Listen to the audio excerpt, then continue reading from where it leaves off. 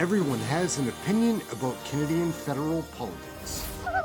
Oh, yeah. You might not like the tone that Mr. Barrett is using, but it is entirely appropriate. And Chair. I suspect a good part of the country agrees. Now, don't bring me into this debate with these frivolous points of order on tone, particularly when you take issue with the word Mr. Barrett used and then use it yourself to describe his actions, thereby reinforcing the point it is accurate. Mr. Barrett, you have the floor. Chair? Is it a point of order, Ms. Khalid? Yes, Chair.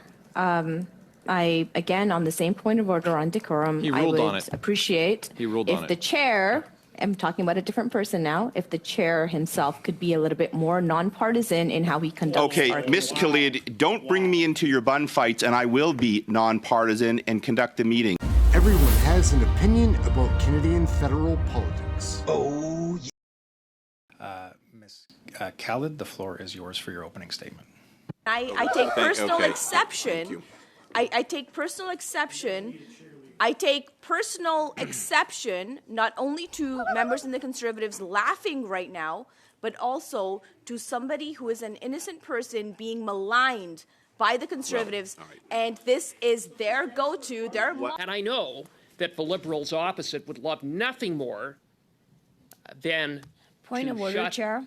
I don't think that that the member opposite should be making any insinuations about what we do and do not care about. We have been just as active participants in these meetings and continue to be. I would like to just have a little bit more collaboration in how we're going to proceed forward, and I don't think that my questions have been unreasonable in any way. Thank you, Ms. Khalid. Hey gang, what's up? Just Aaron right here, Canadian Looney. This one is incredible. Thank you, Mr. Chair, members of the committee, for inviting me to appear before the Procedure and House Affairs Committee today to speak about the review of the members of the House of Commons Workplace Harassment and Violence Prevention Policy. I apologize in advance if my voice shakes today. It will shake, but it will not be silenced. I will not be bullied. I will not be intimidated. I'm sorry, Ms. Khalid, on a point of order? Yes, thank you. I do take a lot of exception to the member calling the integrity of the members of Parliament in our Parliament into question with what he's saying. I take major exception to that. That would be Standing Order 18, and I would advise the members to be cognizant of that. Thank you. Yeah. Look, Mr. Speaker. Yes, Ms. Khalid, you have the same point of order. Thank you, Chair. And I just want to clarify, because this is actually quite concerning, and more in a broad sense as opposed to the specific topic at hand. Is it okay for members to outright lie or to put misstatements on the record and that cannot be corrected? I'm sorry, Ms. Khalid, on a point of order? Yes, thank you. I do take a lot of exception to the member calling the integrity of the members of Parliament in our Parliament into question with what he's saying. I take major exception to that.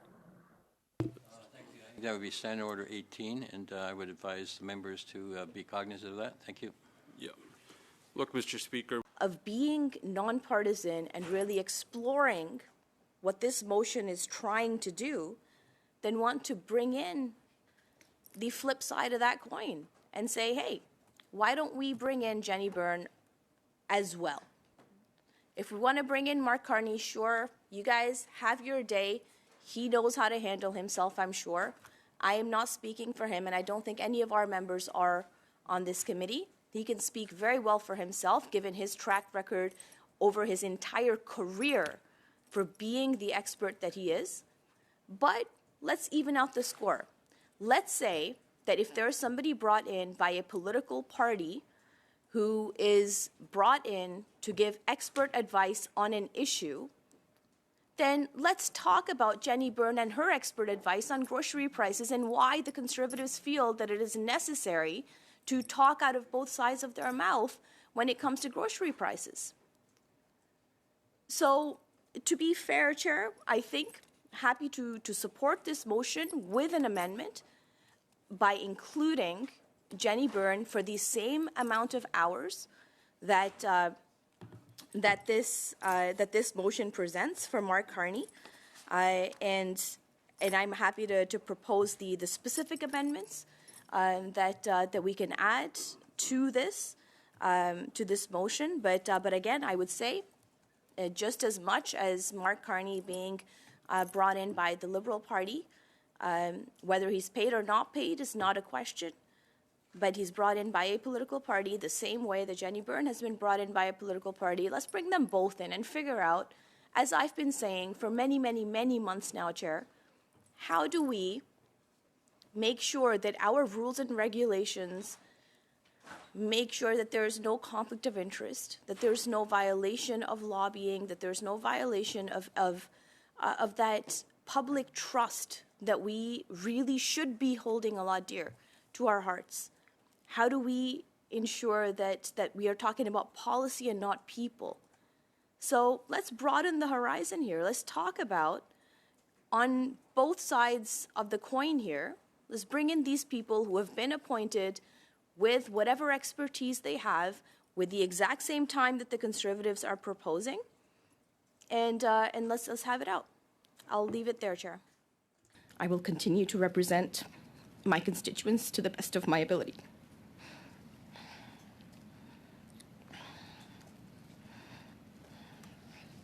Mr. Chair, I want to begin by acknowledging the brave woman sitting beside me on this panel, MP Pam Dumoff, who has done so much to bring the issue of harassment and threats of members of Parliament, particularly women, to the forefront of the conversation that is so critically important to speak about right now. And it's important because it is literally the core value of our democracy here as Canadians. Are we able to disagree without being disagreeable?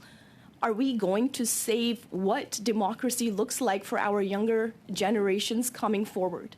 If we are not able to stop the harassment of each other in the name of partisan politics, we are not going to survive as a democracy. Our next generation is going to be completely disengaged, disenfranchised, and will have no trust in democratic institutions at all.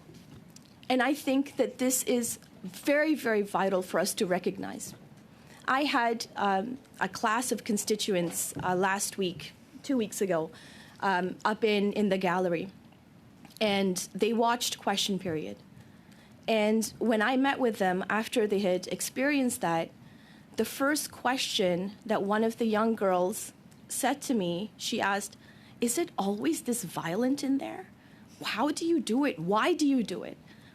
And my answer to her was, because we need to make sure that we are having positive, constructive discourse with one another so that we can represent and support Canadians as they deserve. We are elected, all 338 of us, in our ridings by the people, the communities that live there. We represent them. And, Mr. Chair, I am embarrassed by how our conduct is deteriorating the very values that we stand for. And I do have a few examples for you today, Mr. Chair. Have you ever been called a racial slur for just doing your job? Have you been called a terrorist casually as if it were your name? Have you ever been spat on before? I have. Somebody once said to me, "I want to fuck you with a chainsaw." Imagine the violence, the thought of it even, to utter those thoughts and make it public, put it on record. How do people feel that they have the entitlement to do that? Harassment for me has not been new. I've been elected as a member of Parliament for 9 years, and it has been from day one. But I will highlight a few of the incidents specific to this topic of MPs harassing each other and creating, for me in particular, life-threatening situations. In 2017, I had tabled Motion 103 in the House, which was a motion to combat all types of systemic racism and religious discrimination, including Islamophobia, in our country. It was an attempt to build bridges between communities. Unfortunately, there was a conservative leadership race that was ongoing at the time, and the members of that leadership race started to, through the use of alt-right media, first off, legitimize a concept that I was bringing in Sharia law into the country, and that this was not a non-binding motion, but a first step, a bill, which was quite wrong and very false and maliciously false. These emails were circulated across the country. They were used to raise fundraising dollars for conservative candidates in that conservative leadership race. The end result was multiple death threats, which were investigated by police. Police were stationed outside of my house for weeks. My staff were harassed to the point where we had to lock our office doors. We received over 90,000 emails in my inbox, preventing me from doing any of my other constituency work. Smash the like and give us a subscription. We love making these videos. They're wild. Let's get back to the show. All of that happened because conservative MPs running for leadership felt that this was a plug.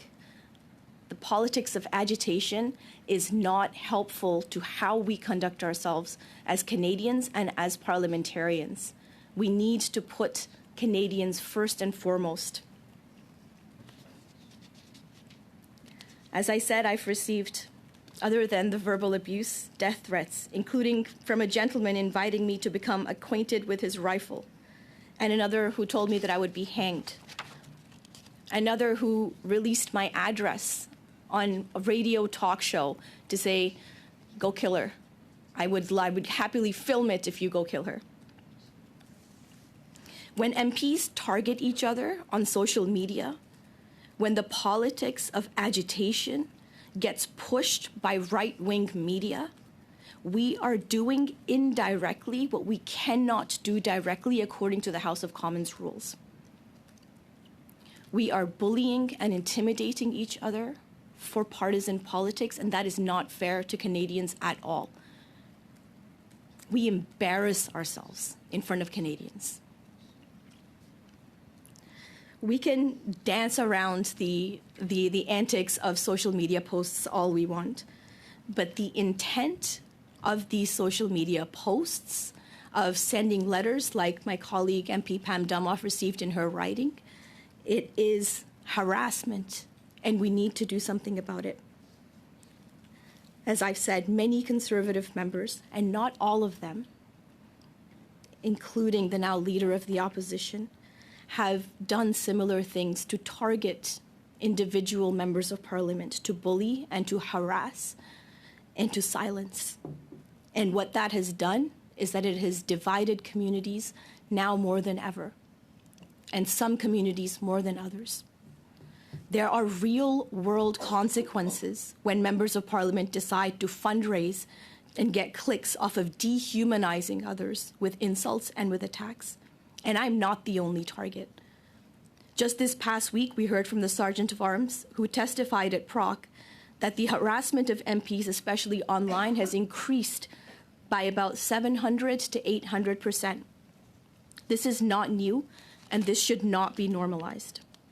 Mr. Chair and members of the committee, there must be room in Canada for people to legitimately criticize their elected representatives, their policies, and their positions to further the productive democratic discourse in this country.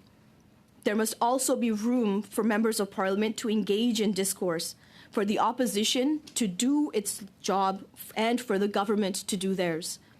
What we are seeing, however, are the boundaries being blurred with intimidation, harassment, and outright threats and violence layered with misogyny against us as parliamentarians to prevent us from fulfilling our duties to our constituents.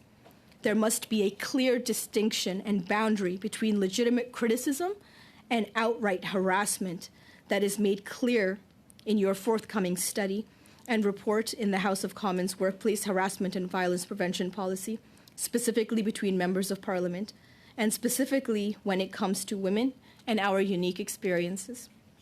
Let me say, Mr. Speaker and Mr. Chair, that people are watching.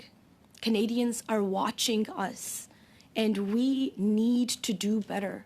We need to make sure that there is respect in this place, because if we don't respect each other, how can we expect Canadians to respect each other? How can we continue to build bridges amongst each other? And how can we stand for a democracy that is built on respect? Thank you. Thanks very much, Ms. Khalid. Hey gang, what's up? Just Aaron right here, Canadian Looney. We have issues in Canada, right? Unless you're completely head in the sand, be aware of this. We've got a pretty great video here to show.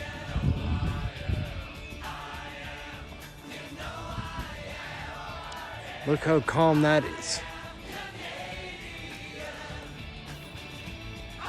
So we're gonna walk out on the finger here. Hopefully it's not too slippery. But we do have some hope in this country. We've got so many great MPs from notably the Conservative Party. It is slippery.